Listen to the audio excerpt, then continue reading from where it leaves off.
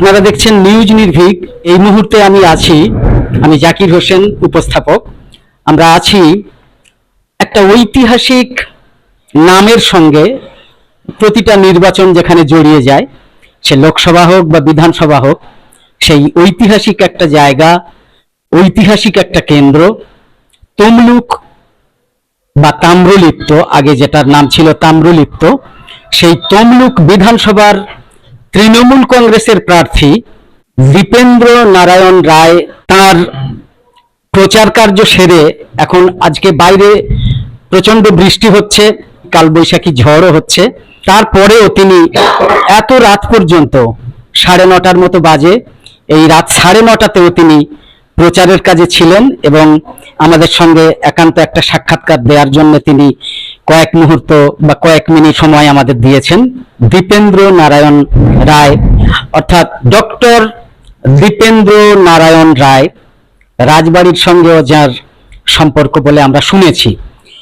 তো নিউজ নির্ভীকে দীপেন্দ্র নারায়ণ রায়কে স্বাগত। কি বলবেন, প্রচার কাজে তো প্রচন্ড ভাবে ব্যস্ত আছেন। দেখুন, মানুষ আমাদের সঙ্গে রয়েছে। গত 15 বছর ধরে আমাদের নেত্রী মমতা বন্দ্যোপাধ্যায় মানুষের জন্য প্রচুর কাজ করেছেন, প্রচুর প্রকল্প ঘোষণা করেছেন। স্বাভাবিকভাবেই আমরা সারা বছর মানুষের সঙ্গে থাকি, মানুষের পাশে থাকি, এটাই আমাদের কনফিডেন্স। এই কনফিডেন্সে আমরা জিতব। আমি জাস্ট কয়েক মিনিট শুধু আপনাকে নেব। আমরা যদি 2006 সাল থেকে বিধানসভার রেজাল্ট দেখি, তাহলে আমরা দেখব যে 2006 সালে এখানে ছিলেন সিপিআই বিধায়ক জগন্নাথ মিত্র। আবার 2011 সালে যবে থেকে পশ্চিমবঙ্গের সেই সিপিআইএম বা বামফ্রন্ট সরকার একেবারে সরে গিয়ে তারপরে আর আসার কোনো সম্ভাবনা নেই, এমনটাই ধারণা তৈরি করে দিল। তো সেই 2011 সালে আবার দেখলাম যে সিপিআই এইখানে হেরে গেল এবং সেইখানে বিধায়ক হলেন সৌমেন মহাপাত্র। তারপরে আশ্চর্যজনকভাবে 2016 সালের বিধানসভায় আমরা আবার সিপিআই কে জিততে দেখলাম এই কেন্দ্র। মানে এই কেন্দ্রের যে রেজাল্ট, যে ফলাফল, সেটা যেন একটা বেশ অদ্ভুত টাইপের। তারপরে 2021-এ আবার সৌমেন মহাপাত্র তৃণমূল প্রার্থী হয়ে তিনি জিতলেন, বিধায়ক হলেন। তারপরে 2024-এর লোকসভা নির্বাচনে আমরা জানি যে 2024 সালে, যেটা বলছিলাম, 2024 সালে আমরা দেখলাম যে এখানে সেই একই নামটা কিন্তু একটাই, তমলুক লোকসভা। এক্ষেত্রে হাইকোর্টের প্রাক্তন বিচারপতি অভিজিৎ গঙ্গোপাধ্যায় তিনি জিতলেন। কিন্তু আমরা যতটুকু জানি যে এই লোকসভা নির্বাচনে বিধানসভা এরিতে কিন্তু বিজেপি পিছিয়ে ছিল, এটা কি ঠিক? অ্যাকচুয়ালি দেখুন, লোকসভা নির্বাচন একটা অন্য আঙ্গিকে নির্বাচন হয়, আর বিধানসভা নির্বাচন একটা অন্য আঙ্গিকে হয়। আমি আপনাদের বলি, ধরুন কোন একটা বড় প্রজেক্ট হচ্ছে বা কোনো কিছু হচ্ছে, মানুষ জানতে চাইবে যে এর সিও কে বা এর কে পরিচালনা করছেন। দ্বিতীয়বারের জন্য মাননীয় মুখ্যমন্ত্রী মমতা বন্দ্যোপাধ্যায় ছিলেন এবং সমস্ত পত্রপত্রিকা থেকে শুরু করে সমস্ত মিডিয়া বলছে যে মমতা বন্দ্যোপাধ্যায় চতুর্থবারের মতো মুখ্যমন্ত্রী হবেন। এবার আপনি আমাকে বলুন, বিজেপি দল তারা কি বলতে পারবে যে ওদের মুখ্যমন্ত্রীকে, মুখ্যমন্ত্রীর মুখটা কে? এইটা একটা বিজেপির মূল সমস্যা বলে আমি মনে করি। এছাড়াও 5 বছর ধরে ওরা কোনো মানুষের কোনো কাজ করে না, কোনো জায়গায় থাকে না, শুধু ভোটের সময় ভোট এলেই ওরা ভোট চাইতে, ভোট ভিক্ষা করতে মানুষের পাশে যান। সেজন্য আমরা মনে করি আমাদের এই 15 বছরের যে সেবার ডিভিডেন্ড, সেই ডিভিডেন্ড আমরা 23শে এপ্রিল যে ভোট হবে, এখানকার মানুষ ভোট দেবেন, সেই ডিভিডেন্ডের পক্ষে ভোট দেবেন। চারিদিকে এখন বিজেপির প্রচার বলতে শুধুমাত্র বিভাজন, অর্থাৎ মুসলিম বিদ্বেষটাকে চারিয়ে দেওয়া এবং ধর্মীয় যে মেরুকরণ, এছাড়া বিজেপির আর অন্য কোনো প্রচার নেই। আমরা মিডিয়া হয়েও এটা বলতে বাধ্য হচ্ছি যে দেশের সম্প্রীতিটা আগে, পরে দল। তো এই ক্ষেত্রে তৃণমূলের যে প্রচার, সাম্প্রদায়িকতার বিরুদ্ধে কতটা অংশ জুড়ে থাকছে আপনার প্রচার? দেখুন, 100% আমি যত জায়গায় যাচ্ছি সেখানে একটা কথাই বলছি যে ভারতবর্ষের স্বাধীনতা আন্দোলনে যেমন হিন্দুদের ভূমিকা ছিল, একইভাবে মুসলিম ভাইদের ভূমিকা ছিল, শিখদের ভূমিকা ছিল, জৈনদের ভূমিকা ছিল, খ্রিস্টানদের ভূমিকা ছিল, পার্সিদের ভূমিকা ছিল। সুতরাং আমাদের ভারতের যে সংবিধান, সেই সংবিধান তো এই কথাই বলে যে এই সংবিধান অনুযায়ী এখানে হিন্দু, মুসলিম, শিখ, ইসাই সবাই থাকবেন, সবার সমান অধিকার। কিন্তু এই এমন একটি দল, এরা ভোট এলেই ভাইতে ভাইতে দাঙ্গা লাগানোর একটা চেষ্টা করে, হিন্দু মুসলমান ভাইদের মধ্যে একটা গন্ডগোল করার চেষ্টা করে। শুধু তাই নয়, এরা সমস্ত জাতের মধ্যে একটা গন্ডগোল লাগানোর চেষ্টা করে। আমাদের বাংলা শান্তির বাংলা, আমাদের বাংলা হিন্দু মুসলিম শিখ ইসাই বৌদ্ধ খ্রিস্টান সব একসঙ্গে আমরা থাকি, এটাই আমাদের মূল প্রচার। আমি সব জায়গায় বলছি যে ভারতের স্বাধীন হওয়ার পরে বিজেপি যেভাবে দেশে ভাইতে ভাইতে দাঙ্গা লাগাচ্ছে, এটা অদূর ভবিষ্যতে দেশের পক্ষে ক্ষতিকর। তমলুক বিধানসভায় আমরা যতটুকু জেনেছি 14% মুসলিম, 14% মুসলিম ভোটার, রাইট? তো এখানে যেমন অন্যান্য জায়গায়, পশ্চিমবঙ্গের অন্যান্য জায়গায় মুসলিম অধ্যুষিত কেন্দ্রগুলো বা মুসলিম অধ্যুষিত জেলাগুলোতে আইএসএফ বা আইমিন বা হুমায়ুন কবির ইত্যাদি, আমরা জানি পূর্ব মেদিনীপুরে রুহুল আমিন ভাইজান বলে যাকে চেনা যায় আর কি। তো সেই রুহুল আমিন ভাইজানের এখানে একটা নতুন দল করেছেন, হুমায়ুন কবিরের আগেই উনি দল করেছেন, জনতা উন্নয়ন পার্টি, সম্ভবত জাপ সংক্ষেপে, যে ইউপি। হুমায়ুন কবিরও জাপ বলে করেছিলেন বলে সম্ভবত নির্বাচন কমিশন ওনাকে আবার তার আগে একটা জনতা উন্নয়ন পার্টি এরকম একটা মানে বসাতে বলেছেন সেই জন্য। তো এখানে কি তমলুকে সম্ভবত প্রার্থী দিয়েছেন নাকি? প্রার্থী দিয়েছেন। তো এই রুহুল আমিন ভাইজান বা তাঁর যে জাপ জনতা উন্নয়ন পার্টি, এটা কি কোনো মুসলিম ভোট কাটার মতো কোনো ফ্যাক্টর হয়ে দাঁড়াবে? দেখুন, আমাদের এখানকার মুসলিম ভাইরা, সংখ্যালঘু ভাইরা শিক্ষিত মানুষ, তারা নিশ্চয়ই তাদের ভোটটা নষ্ট করবেন না বলে আমার বিশ্বাস।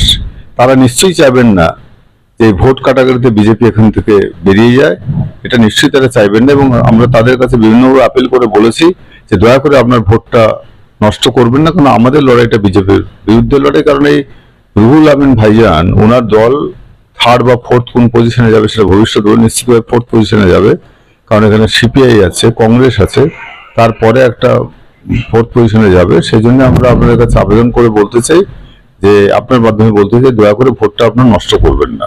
উন্নয়নের ক্ষেত্রে তৃণমূল কংগ্রেসের যে 10 দফা একটা ইস্তেহার জারি করা হয়েছে, দেখেছেন নিশ্চয়ই। আর বিজেপি তো একেবারে চার্জশিট দিয়েছে তৃণমূল কংগ্রেসের বিরুদ্ধে। 10 দফা যে ইস্তেহার, সেই ইস্তেহারে অনেকে বলছেন, নিন্দুকেরা বলছেন যে চাকরি বাকরি কর্মসংস্থানের থেকে পাইয়ে দেওয়ার কথা বেশি করে বলা হয়েছে। এটা সম্পর্কে কি বলবেন? দেখুন, আমি আপনাদের একটা কথা বলতে চাই, সেটা হচ্ছে এই যে তৃণমূল কংগ্রেস সবসময় মানুষের পাশে আছে, মানুষের সঙ্গে আছে। আর যারা এই কথা বলছেন, 2014 সালে ওদের এজেন্ডা ছিল বছরে 2 কোটি টাকা 2 কোটি চাকরি। আপনারা দেখুন তো একটা লোক চাকরি পেয়েছে কিনা। উপরন্তু রেল থেকে শুরু করে বিমান থেকে শুরু করে সমস্ত জায়গায় প্রাইভেটাইজ করছে এবং ব্যাংকগুলোকে মার্জ করিয়ে দিচ্ছে, প্রফিটেবল ব্যাংকগুলোকে মার্জ করে দিচ্ছে। আবার অনেক জায়গায় চেষ্টা করছেন এই ব্যাংকটা বিক্রি করে দিয়ে সেই টাকা তার ফান্ডে ঢোকানোর চেষ্টা করছেন। এই তো তাদের কাজের নমুনা। তো ওরা আমাদের বিরুদ্ধে কি বলতে চায়, কি বলে, ওদের বলার কোনো অধিকার নেই। জয়ের ব্যাপারে কতটা নিশ্চিত? জয় 120% নিশ্চিত, কারণ মানুষ সঙ্গে আছেন এবং মানুষ ভোট দেবেন এবং তমলুক বিধানসভার নতুন ইতিহাস রচিত হবে। নেতিবাচক কিছু প্রভাব পড়বে কি, যে সৌমেন মহাপাত্রকে এবারে বদল করা? এরকম 74টা কেন্দ্রে প্রায় প্রার্থী বদল হয়েছে, 74টা কেন্দ্রে। তার মধ্যে তমলুক একটা, তার মধ্যে মগরাহাট পশ্চিম যেমন একটা, গিয়াসউদ্দিন মোল্লাকে বদল করে শামীম আহমেদকে দেওয়া হয়েছে। তমলুক বিধানসভায় সৌমেন মহাপাত্রকে বদল করে দীপেন্দ্র বাবুকে দেওয়া হয়েছে। তো এটার কি কোনো প্রভাব পড়ছে নাকি? দেখুন, আমি আপনার মাধ্যমে সমস্ত মানুষদের এই কথা বলতে চাই, 2024 সালে লোকসভা নির্বাচনে আমার নাম এসেছিল তৃণমূল কংগ্রেসের প্রার্থী হিসেবে। বিভিন্ন সময় বিভিন্ন জায়গায় আমার নাম আসে বিধানসভার প্রার্থী হিসেবে, লোকসভার প্রার্থী হিসেবে। সুতরাং মানুষজন, আমার দলের কর্মীরা বা মানুষজন এর সঙ্গে খুব পরিচিত যে দীপেন্দ্র মান্ডা দীর্ঘদিন বাদে দলের টিকিট পেয়েছেন। এক কথায় উত্তর দিতে পারবেন, বা কর্মসংস্থান না খয়রাতি? আপনাকে আমি বলি, ইউনাইটেড স্টেটস অফ আমেরিকার দিকে তাকান, সে তো অনেক উন্নত দেশ।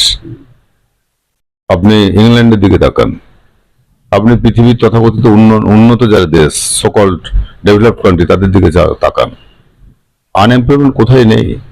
ভারতবর্ষের দিকে তাকান, আনএমপ্লয়েড কোথায় নেই। সুতরাং এটা কোনো পয়েন্ট হতে পারে না। আমরা নিশ্চিতভাবে অনেক কারখানা তৈরি করছি, আমাদের কম্পিউটার হাব মানে তৈরি হচ্ছে এবং নিশ্চিতভাবে বেশ কিছু মানুষ সেখানে চাকরিও পাচ্ছেন। সুতরাং এটা নিয়ে কোনো অসুবিধা নেই। আপনার জেলার মানুষ শুভেন্দু অধিকারীকে কি বলবেন, কি বার্তা দেবেন? দেখুন, উনাকে আপনার মাধ্যমে এটাই বলতে চাই, উনি মহিলাদের সম্মান দিতে শিখুন।